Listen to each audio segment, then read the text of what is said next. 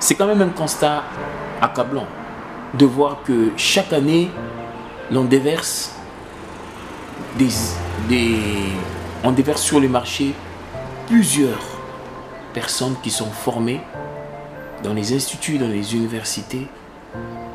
Mais souvent, les entreprises et les organisations remarquent qu'il y a peu de compétences. Ils remarquent que ces gens, en fait, sont incapables de se défendre. Dans cette vidéo, je vais vous parler des 4 réalités, ou je peux dire des 4 raisons pour lesquelles, lorsqu'on étudie, on aboutit à de l'incompétence.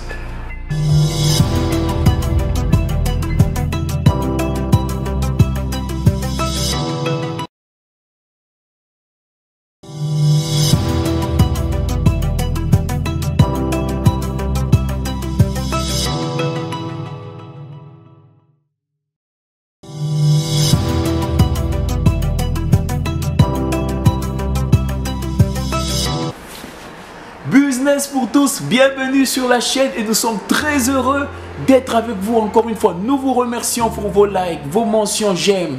Nous sommes davantage en train de prendre de l'ampleur grâce à vous.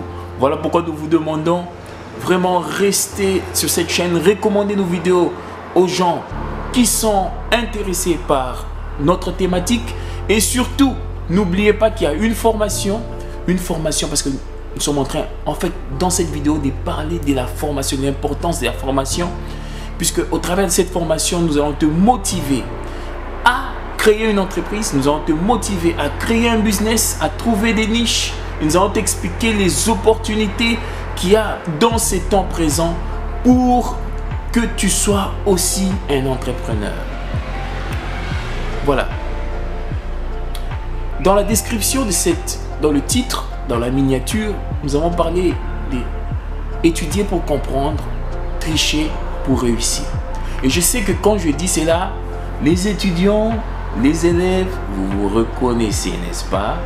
Vous vous reconnaissez dans ces petites choses que nous faisons à l'école. Parce que souvent, lorsqu'on est à l'école, on est dans un institut, on est dans une formation, on oublie souvent le but de la formation. On se laisse emporter par toute l'ambiance qu'il y a au cours, mais quand on se retrouve maintenant sur le marché du travail, beaucoup n'ont plus du tout les compétences requises pour s'imposer sur ce marché. Voilà pourquoi nous allons te dire, fais attention à ta manière d'apprendre. On n'étudie pas pour un diplôme. L'un des grands problèmes que nous avons, et surtout, je m'adresse à vous, mes frères africains, n'étudie pas pour le diplôme. Il y a dans certains systèmes, comme par exemple aux États-Unis, où on n'insiste pas sur les diplômes, on insiste sur tes capacités, tes compétences. On te demande qu'est-ce que tu sais faire.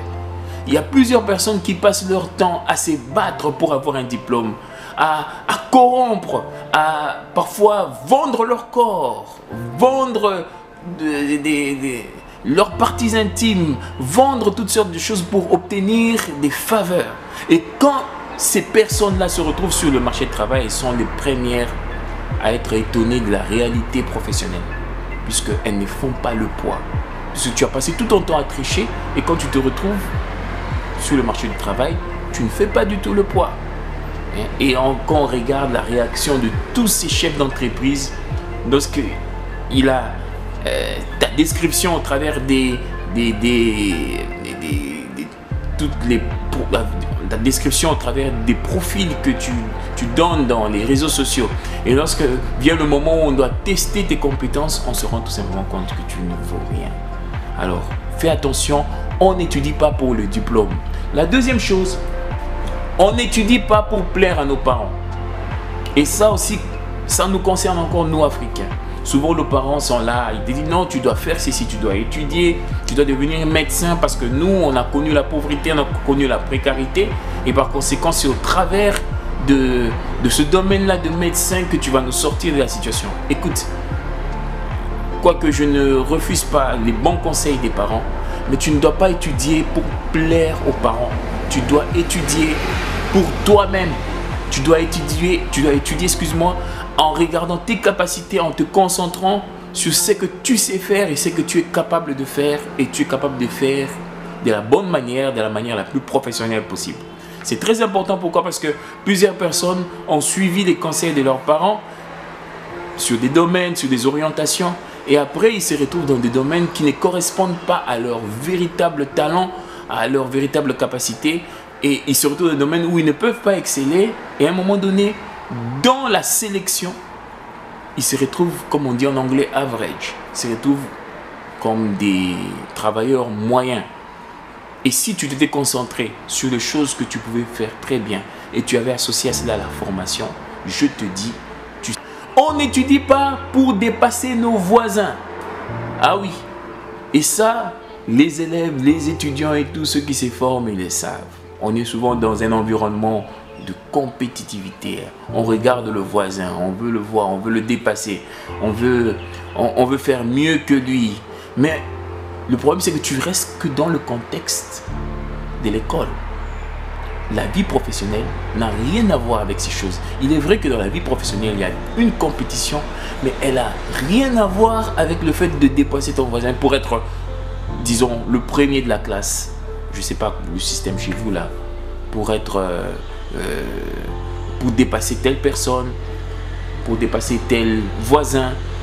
Toutes ces choses ne valent rien, parce que quand tu vas te retrouver dans le monde du travail, quand tu vas te retrouver dans le monde professionnel, tu vas bien sûr tu as la compétition. Ça, c'est quelque chose qui est inévitable dans le marché.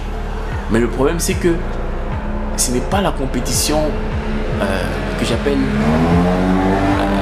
puérile de l'école ou de l'université, où une personne se compare aux autres pour s'évaluer lui-même. Non, nous parlons des gens qui peuvent s'auto-évaluer eux-mêmes, qui peuvent se focaliser sur leurs propres capacités et qui travaillent de manière acharnée pour aboutir à l'homme qu'ils rêvent d'être.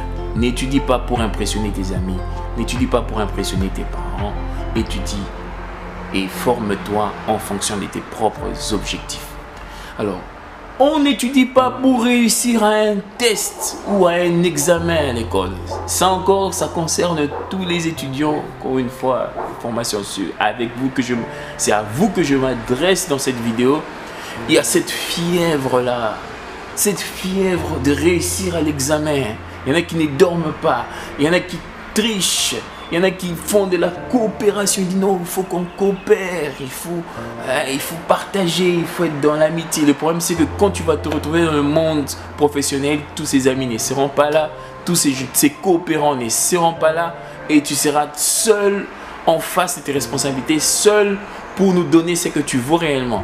Alors, ton test là, ton examen là, qui faisait que tu étais dans l'hystérie, dans la peur, tu étais tout le temps dans l'incertitude, et bien toutes ces choses vont passer. Il ne restera que une seule question. Qu'est-ce que tu y es capable de faire et de bien faire? Ne rate pas la prochaine vidéo où je vais partager avec toi ce que tu peux faire en tant qu'étudiant, en tant qu'une personne qui est en train de se former. Puisque nous sommes en train de parler de la mauvaise manière, là je vais te parler maintenant des bonnes manières de se former. Parce que là, je veux t'expliquer les véritables objectifs d'une bonne formation. Nous te remercions, toi qui as suivi cette vidéo. Si la vidéo t'a plu, mets-nous un like. N'oublie pas de cliquer sur la cloche des notifications. Mets-nous des commentaires si tu as d'autres réalité que tu veux partager, parce que nous voulons de plus en plus former les gens à l'excellence.